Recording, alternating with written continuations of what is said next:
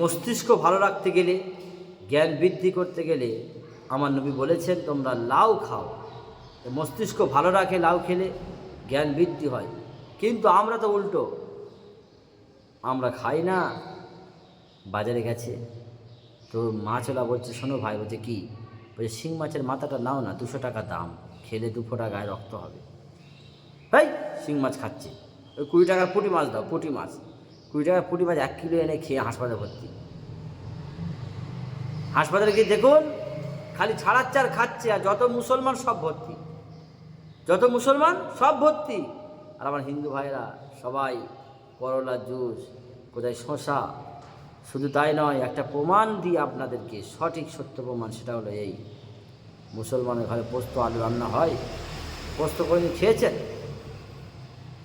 কিন্তু হিন্দু ভাইরা খায়। সবজি খাবেন বেশি, গোশ খাবেন কম, বেশি দিন বাঁচতে গেলে। সুস্থ থাকতে গেলে গাড়ি চড়বেন কম, হাঁটবেন বেশি।